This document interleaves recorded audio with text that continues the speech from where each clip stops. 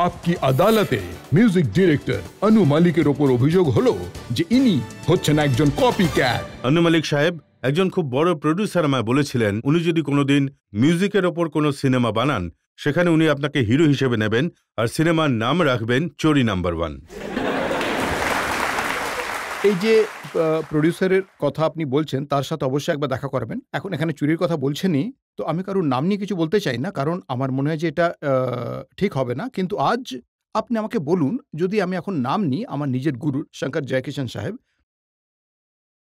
মানে যার জন্য আমি হয়েছি অনু মালিক, উনি একটা গান বানিয়েছিলেন। আমি আপনাকে আপনাদের ইনফরমেশনের জন্য বলছি, আমি গাইছি সুপারহিট গানটা, আমি গাইছি আর ওটার শেষ লাইনটা গাইবো একটু আলাদাভাবে।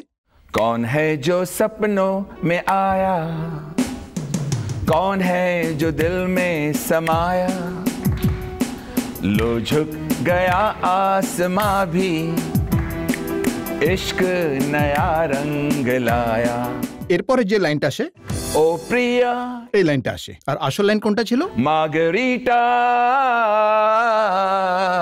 এটা এলভিস প্রিসলির গান ছিল। এলভিস প্রিসলি এই গানটা গেয়েছিলেন। ইট ডাজন্ট মিন যে উনি চোর ছিলেন। উনি একটা ভালো সুর খুঁজে পেয়েছিলেন আর সেটাকে অ্যাডপ্ট করে অন্তরা বানিয়ে নিয়েছিলেন। जिंदगी के हर एक मोड़ पे मैं, উনি গানটাকে নিজের করে ফেলেছিলেন, একটা নতুন গান বানিয়েছিলেন। আর আরেক গুরু আর ডি বর্মন সাহেব, who was the king of music, উনি গান বানিয়েছিলেন चुरा लिया है तुमने जो दिल को,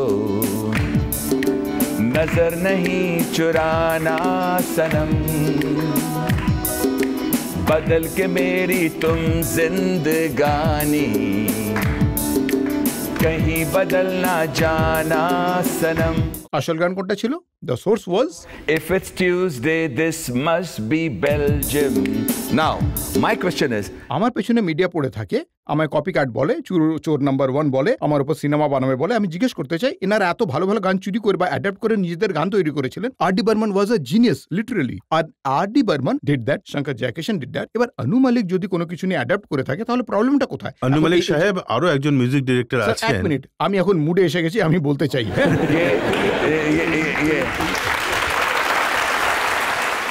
আমাদের শঙ্কর জয়কিশন সাহেব, gurus of music, changed it. R D Burman took a little line and পঞ্চমদা made it his own song.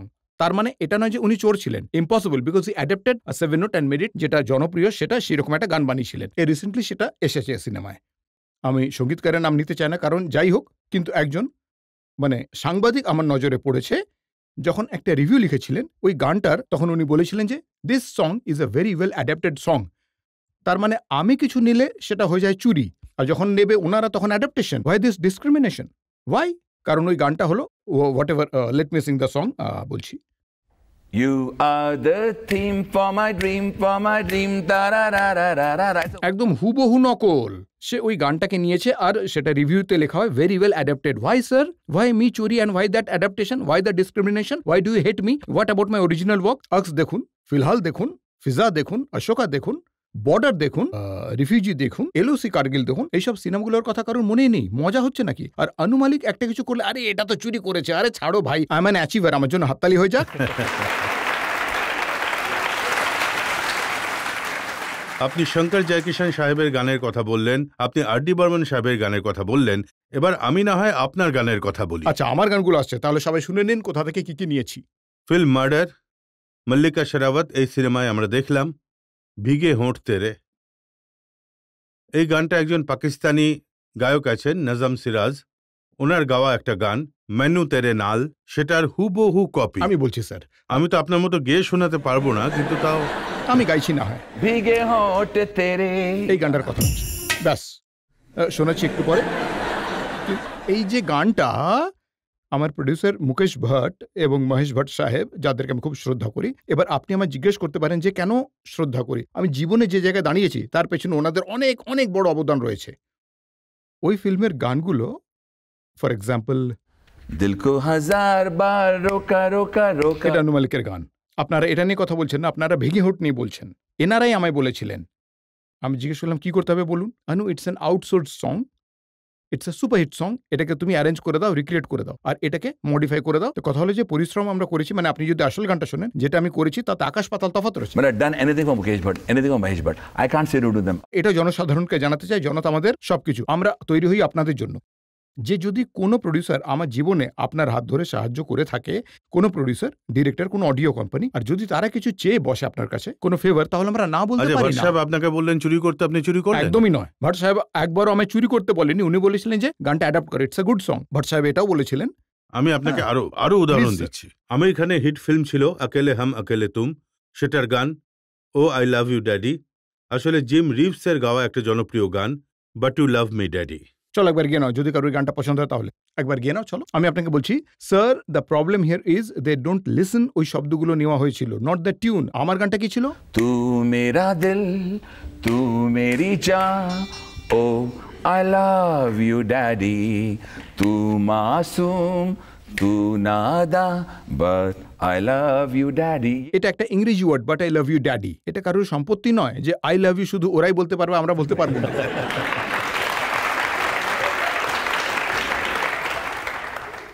এই লিস্টটা খুবই লম্বা আনু মালিক সাহেব। খালেদ মোহাম্মদের সিনেমা ফিজা, আজা মাহিয়া, খুবই হিট গান ছিল ওটা, মানুষের মনে গানটা গেঁথে গিয়েছিল। কিন্তু ব্রিটেনে থাকা বল্লি জগপাল বলেছেন এই কম্পোজিশন ওনার ছিল শারজা মনসুরের গান আজা সোনিয়া, সেটার একদম কার্বন কপি। বল্লি সাহেবকে আমি নমস্কার জানাই, আর সাজিয়া ম্যাডামকেও। ওনারা দুজনে খুব বড় শিল্পী। কিন্তু আমি যেটা বলতে চাইছি সেটা হচ্ছে, আমার গানটা বাজান ওনাদের গানের পাশে, আর আপনি বুঝতে পারবেন যে ওনারা কতটা ভুল বলছেন। আজা মাহিয়া, আজা সোনিয়ে, 1000 বার মানুষ গেয়েছেন, 1000 বার সোনিয়া বলেছেন, 1000 বার বলানো হয়েছে। তো আমি বললে এমন কি ভুল করলাম? হ্যাঁ, আমার গানটা শুরু কিভাবে হচ্ছে? आ धूप मलूं मैं तेरे हाथों में, आ सजदा करूं मैं तेरे हाथों में, ओ सुबह की मेहंदी छलक रही है, आजा आजा माहिया, ओ आजा माहिया, ओ आजा ব্যাস, এখন এই যে মুড়কি, এটা আমি কখন করেছিলাম? যখন আমার 20 বছর বয়স ছিল। এনাদের গান এখন এসেছে, কিন্তু আমার গানটা আমি করেছিলাম সুনি মাহিবেলের সময়। আমার বয়সটা তো একটু ভাবো, আমি কখন এটা 20 বছর আগে গানটা বানিয়েছিলাম। আরে ছাড়ুন না এসব কথা, বাদ দিন। আরো একটা উদাহরণ আছে আমার কাছে। আর একটু টেনশন আসছে আমার দিকে, এই শেষ হবে না কখনো। লিস্ট কিন্তু বেশ লম্বা। মাধুরী দীক্ষিতের একটা সিনেমা ছিল ইয়ারানা, সেটার জন্য আপনি গান বানিয়েছিলেন মেরা পিয়া ঘর আয়া। একদম ঠিক স্যার। নুসরাত ফতেহ আলী খান সাহেবের খুবই জনপ্রিয় হিট গান ওটা, মেরা পিয়া ঘর আয়া ও লালনি। আপনি লালনির জায়গায় রামজি লাগিয়ে দিয়েছেন, এটাই শুধু তফাৎ। স্যার, এই গানটা আমার খুব পছন্দের। আমি নুসরাত ফতেহ আলী সাহেবকে নমস্কার জানাই। ভগবান তার আত্মাকে শান্তি দিক, তার আত্মার সদ্গতি হোক। এই গানটা আমার খুব পছন্দের। আর আমি আপনাকে এটা বলতে চাই, নুসরাত সাহেবের সাথে আমার দেখা হয়েছিল যখন আমার প্রডিউসার দেখা করেছিলেন, আর ওনাকে এই গানটা শোনানো হয়েছিল। আর আমি গানটার অন্তরা পাল্টে দিয়েছিলাম, বলেছিলাম স্যার একটা শুরুর দিকে লাইন আমার খুব পছন্দ হয়েছে, সেটা আমি নিয়েছিলাম। উনি বলেন তুমি তো পুরো লাইনটাই চেঞ্জ করে দিচ্ছ গানটা। অ্যান্ড আই ডোন্ট থিঙ্ক দেয়ার ওয়াজ আ হুবহু কপি। ওটার first music introduction, music second music, third music, Antara সবকিছুই চেঞ্জ করে দিয়েছিলাম। তো আমি এর আগেও যা বলেছি যে আমাদের যদি SJ বা পঞ্চম দা বা অনেক যেমন আজকের মিউজিক ডিরেক্টর আছেন যারা ইন্ডোনেশিয়ান মিউজিক নেন, কখনো ক্যারোনিশের অ্যালবামে নিয়ে নেন, যারা এত গান নিয়ে নেন, হয়তো তারা বাধ্য ছিলেন বা হয়তো কোনো স্টার তাদেরকে বলেছিল। যদি স্টার না বলে থাকে তাহলে প্রডিউসার বলেছিল, না বলে থাকুক কোনো অভিনেতা, তাও যদি না হয় কোনো ডিস্ট্রিবিউটর বলে দিয়েছিল। কিন্তু the bottom line is no one wants to plagiarize. The bottom line is no one wants to copy. Bottom line is you need a maker like JP Dutta. উদাহরণস্বরূপ আমি আপনাকে একটা কথা বলতে চাই যে আপনি একটা লিস্টের কথা বলছেন, বর্ডারের গানগুলো শুনুন। কোনো গান চুরিফুরি নয়, প্রত্যেকটা গানই অরিজিনাল। কারণ জেপি দত্তা বলেছিলেন যে আমি তোমার উপরে বিশ্বাস করি। রেফিউজির গান শুনুন, যেটার জন্য ফিল্মফেয়ার না ন্যাশনাল অ্যাওয়ার্ড পেয়েছিলাম। ওই গানটা ছিল ऐसा लगता है, খুবই জনপ্রিয় হয়েছিল। আপনি একবার নজর দিন অশোকার দিকে, একবার নজর দিন অক্সের দিকে, প্রতিটা original. The reason is when you have a maker like Rajesh Mehra, JP Dutta, Mansoor Khan, আর ওনারা বলেন যে ফারাহ খানের যে সিনেমাটা আমি করেছিলাম मैं हूं ना, ওটার একটা গান ছিল দেখুন, যেটার জন্য আমায় ফিল্মফেয়ার দেওয়া হয়েছিল। ওটাতে একটাও গান আপনি সোর্স পাবেন না। কেন? Because they believe in you, they don't come with any CDs, they don't come with মানে ওরা এটা বলেন না যে কারণ ওটা আমার উপরে বিশ্বাস করেন যে আপনি করতে পারবেন। বলতে চাইছি যে যদি কেউ কখনো সোর্স নিয়ে চলে আসে, তখন আমি ভাবি যে ঠিক আছে, আমায় বাধ্য করা হচ্ছে, পরিস্থিতিটাই এমন, আমার সাথে আপনার সম্পর্ক খারাপ করতে চাই না, কিন্তু আমি অরিজিনাল কাজ করি, আমাকে দিয়ে কাজ করান। আর যখনই আমি অরিজিনাল কাজ করেছি, মানুষ সেটা পছন্দ করেছেন। That's the truth. Clap for that. অনুজি, আপনার কথা শুনে এই বিষয়টা বিশ্বাস হয় যে আপনি সত্যি অনেক অরিজিনাল কাজ করেছেন, কিন্তু আপনার এই যে গানগুলো অ্যাডপ্ট করা হয়েছে সেগুলি বেশি চর্চায় থাকে সব সময়। Sir you R right. 10,000 গানের মধ্যে যদি আমি 5টা গান মানে অ্যাডাপ্ট করে থাকি তাহলে সেগুলো নিয়ে চর্চা বেশি হয়। আর 9000 গান যেটা আমার অরিজিনাল সেগুলোকে নিয়ে কেউ কোনো কথা বলেনি, এটা আমি বুঝতে পারি না। এটা বোধহয় আমার ঠিকুজিতেই লেখা আছে। জনতার কথা শুনে আর হাততালি শুনে এটা অন্তত গ্র্যান্ড করে দেওয়া যেতে পারে যে আপনি কপি ক্যাট নন, নতুন কিছু বানান। Thank you sir, thank you, thank you, thank you very much. আমি এটা শোনার জন্য ব্যাকুল হয়ে উঠেছিলাম। অন্য কারুর নাম এত হেডলাইন্সে আসে না, শুধু আপনি এই বিষয়তে মিডিয়ায় ছড়িয়ে থাকেন একেবারে যে আপনি গান চুরি করেছেন। তো আপনার সাথে শুধু আপনার সাথে এটা কেন হয়, মিডিয়া কেন আপনার পেছনে পড়ে থাকে? এই জন্যই আমি জনতার আদালতে এখানে রজত সাহেবকে ধন্যবাদ জানাতে চাই যে উনি আমাকে এখানে ডেকেছেন। আমি এখানে এসেছি এই বিষয়টা পরিষ্কার করতে, এটা কেন আমার সাথে হয়। আমি যখন জনতার আদালতে এসেছি এই কথাটা ভেবে আনন্দ হচ্ছে যখন রজত সাহেব বলেছেন যে অভিযোগটা ঠিক নয়, এটা সরে যাচ্ছে আমার উপর থেকে। You are not a copycat, you are an original composer. আমি এখান থেকে রেজাল্ট পেয়ে গেছি। উনি সৎ কড়া প্রকৃতির, উনি এই কথাটা বলছেন, তাহলে আপনাদের এটা বলা উচিত।